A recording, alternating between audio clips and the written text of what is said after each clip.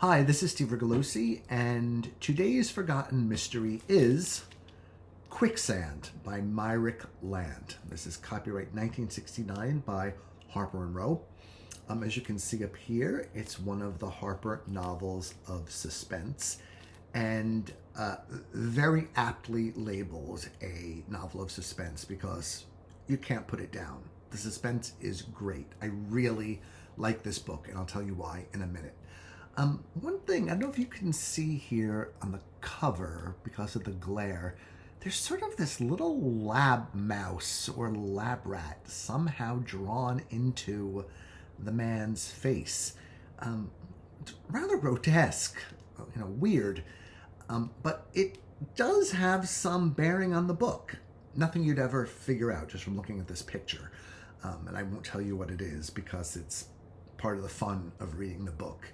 But I guess that's just a sign of what close study of jacket art can do for you. I'm not an artist. I wish I were, but I have no talent. And that just makes me appreciate the book jacket designer's art even more. I can really get lost in looking at these cover designs, especially from back in the day when there were so many just beautiful, creative, book-specific designs, as opposed to today where you get some sort of blurry photo with the author's name and the title in Helvetica, as if AI spat it out. But that's a different story. So let me tell you a little bit about Myrick Land. And this is all information I've just come by because I had not heard of him before I picked up this book. I can't remember where. Thrift store, Salvation Army, Goodwill, I can't remember. But whenever I see a Harper novel of suspense, that's really all I really need to see, because most Harper novels of suspense that I've read are very good, excellent, or at least good, and I've only read one or two clunkers. So I take that as a sign of quality publishing. And I love reading writers I've never heard of and who I've come across in all these bizarre places. And, I'm always looking for that next writer that I have not heard of, that next forgotten mystery that will make me into a fan of the writer. And this book had that effect on me because I will definitely be reading more Myrick Land. So what I came across by doing just a little bit of research is that Myrick Land was sort of a big guy in the magazine industry back in the day. His biography on the back says that he was the assistant managing editor of Look magazine. And he also wrote a nonfiction book on how to write for magazines. So clearly this is back in the day, the heyday of magazines.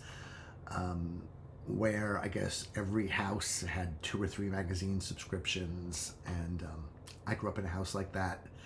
And I guess that world just doesn't exist anymore. These magazines of national interest that are printed on paper and that come to you in your mailbox. The only one I can think of, the exception, is The Week, which I've had a subscription to for quite some time, and which is just terrific. I love that magazine, but it got to the point where I couldn't keep up with it anymore, so I don't have the subscription anymore. Sorry, The Week, but I do give you props for having a great magazine. So unsurprisingly, because this is the world that Myrick Land knew, the book is set in the magazine industry.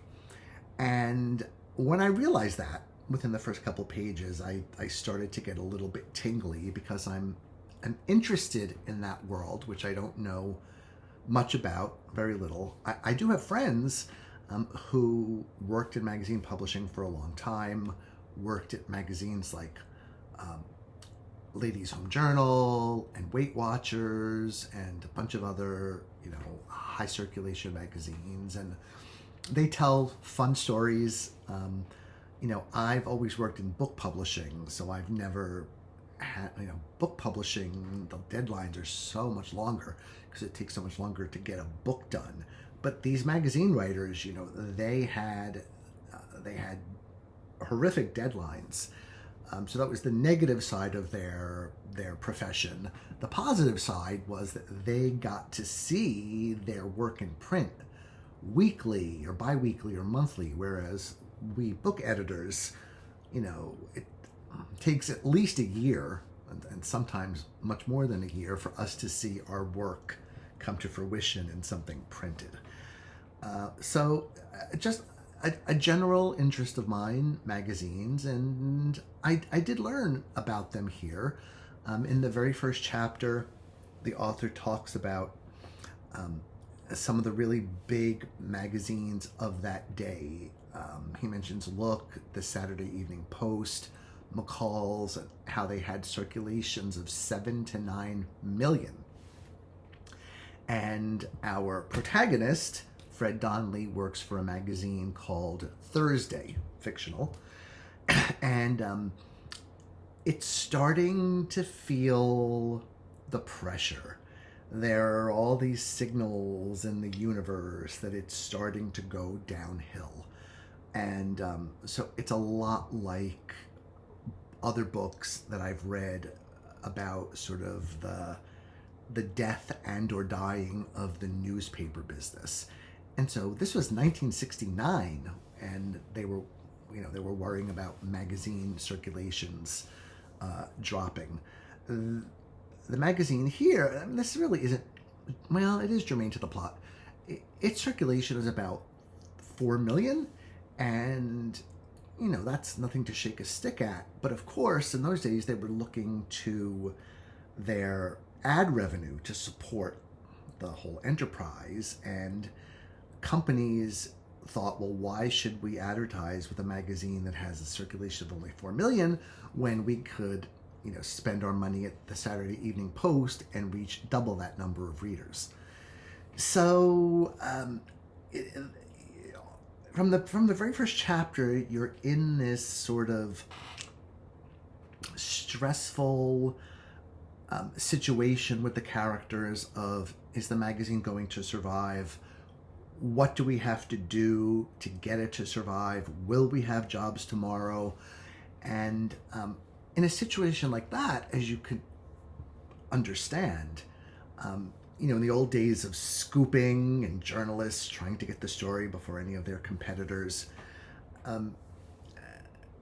this competition leads to, sadly, some sloppy journalism and some sloppy fact-checking, because things have to get rushed into print, right? We're talking the old days where magazines were shipped off to printers and they printed the cover before they printed the innards of the magazine, and sometimes they would have to destroy entire magazine runs because a new, more important article had to be featured. It's kind of interesting to see all of that, and to see our lead, Fred, who has submitted an article, an expose about a politician who's dirty, big surprise, but he has seen plenty of evidence of this man's dirtiness, willing to take bribes and so forth. And he gets a call from the lawyer. And of course, anyone who works in publishing knows that the legal department exists to prevent us from publishing anything, right? At a publishing company, the lawyers don't want you to publish any books. At a magazine company, the lawyers don't want you to publish any articles. It's pretty comical. I could talk about that at length someday if anyone wants to hear that. It's just a truth of the world. And so Fred is kind of called on the carpet because his article is potentially libelous, and the lawyer asks him to check his sources. And even though he had already done that, he realizes when he goes back to check on them that a lot of them have disappeared. They're not where they said they would be. They're no longer at the phone number he gave them. They no longer live in the apartments where he visited them. And he starts realizing, am I a patsy? Have I been set up? And you feel for him, like, oh, he really tried to be a responsible journalist and documented his sources and kept copies of everything that he turned into the fact checker at the magazine. And yet somehow he still got used as a way of, and he's trying to figure out why. Is someone specifically trying to bring this politician down? If so, who did it? Is it all a big coincidence? And so the book takes off and kaboom. And once it started, I really could not put it down for several reasons. First is that the plot keeps just developing so nicely. It's just this nice, if you think in terms of, what we all learned in our literature classes, what they call the rising action, it just starts at a point and it just rises and rises and rises and rises to the point where you're like, I can't put this book down. I just one more chapter. And before you know it, it's 2 o'clock in the morning. But that wasn't even my favorite part. And I love that. My favorite part was that what Fred discovers underneath what's going on here is a company called Housewives, Inc. And I know that sounds a little funny to our modern ears, but it was actually a market research company that was founded to report to consumer goods companies what the housewives of America were saying about their products. So Housewives, Inc. pays women across the country kind of a pittance, $10, $15 a month, to send them direct quotes, what they have overheard or had conversations about regarding specific consumer products. And they go to this company that analyzes them and lets companies know what is being said about their products. So very prophetic in a way, right? We talk about the internet and the instant dissemination of news and fake news and lies and all that garbage that you find out there on social media. And yet, it's not a new phenomenon, right? According to QUICKSAND, the housewife gossip network in the late 60s was as rapidly disseminating of news as any social media today. I exaggerate a bit, but very, very effective at passing along rumors to the point of, kind of destroying companies or products. As we're learning more about this company, we're finding out that a cough drop company, a cough syrup company that's been in business for generations, word has all of a sudden gotten out that its cough medicine causes throat cancer and other cancers. And they go from having, millions of dollars of sales one day, and within a week, excuse me, they have no sales left because of these rumors. And because, I know you will forgive me for this, I always like to tell my personal story of how I relate to a book. I was reminded when I was, 10 or a young teenager, there was this gum that sort of took over the New York metro area where I grew up, called Bubble Yum. And once Bubble Yum came out, no kid in school ever wanted any other gum besides Bubble Yum. It was the gum. And all of a sudden, there were these rumors that Bubble Yum contained spider eggs. And I remember that rumor spread like wildfire. And before you know it, no one was buying Bubble Yum anymore because they took this rumor that there were spider eggs in this consumer product as gospel truth, to the point where Bubble Yum took out a full-page ad in the New York Times or the Wall Street Journal or both, saying there are lies and rumors about our gum and don't believe them. And And because I remember the little deli where I used to go to buy candy had this full page ad taped to the front counter to say, okay, kids, start buying your bubble gum again. So, I've seen it happen in my life. And what's curious here is that the founder of Housewives Inc., he's a good man, and he wants it to be, his network to be used for good, to help people.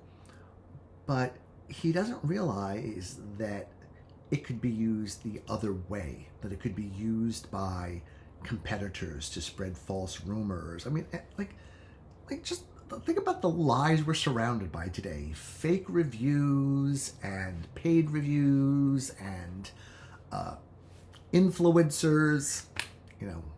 There's a different finger motion I like to use with the word influencers, but I try to be at least a little classy on these videos.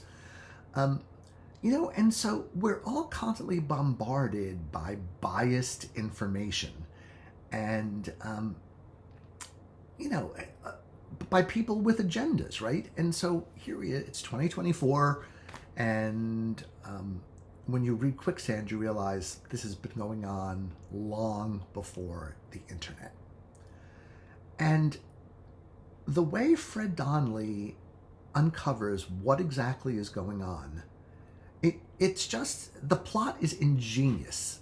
It's just so good. It's so well done. Like I said, I could not put the book down. I finished it in 2 sittings. I just really enjoyed this book, and I recommend it highly. I don't think Myrick Land's books are that hard to get. I think you could probably find them pretty cheaply if you were interested. But I loved it, and I'm so glad that I discovered Myrick Land, and I will definitely be reading more books by him. He's a good writer, good, sharp, concise, insightful, fun to read, and good characters. I can't say enough good things about this book. I mean, is it The Murder of Roger Ackroyd? No, but it's a terrific couple of evenings of entertainment, and so I can't recommend it highly enough. I am definitely going to order more books by Myrick Land. I'll tell you one thing I noticed when I was reading some reviews of his books. I noticed that a couple of reviewers liked the books as much as I did, but they kind of made a little snipe against Myrick Land for the books being too short. And that's where I said, I yelled at the screen, as we all tend to do occasionally. I said, what is wrong with you people, right? The essence of this book and what makes it so good is that it is not padded. It is not overwritten. It is not a writer who just wants to hear his own words. He wants to keep that pace moving without having anything weighing it down. And that is what he accomplished. And the way he did that was by managing his word count, managing his page count. And that's one of the reasons the book is so good. If it had been 100 pages longer, I could almost guarantee you it would not have been as good. So those of you who've watched any of these videos know that I am a fan of a short book that does not have a lot of extraneous crap in it. And that is absolutely the case with Myrick Land and Quicksand. So please do consider reading this book. I think you'll really enjoy it, particularly if you like the idea of reading about an investigative journalist, a magazine, seeing what the magazine industry was like in the 60s and 70s, comparing it to what it is today, and just looking for a fun read. Like, I could imagine most people reading this book wanting to recommend it to other people for all the reasons that I've talked about here. So I am delighted to have found this book. I'm delighted to share it with you.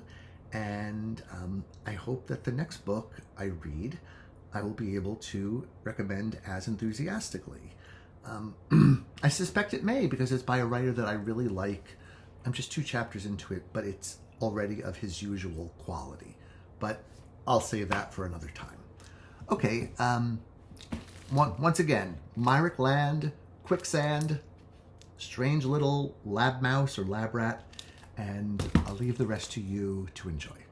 Okay, thank you and have a good night.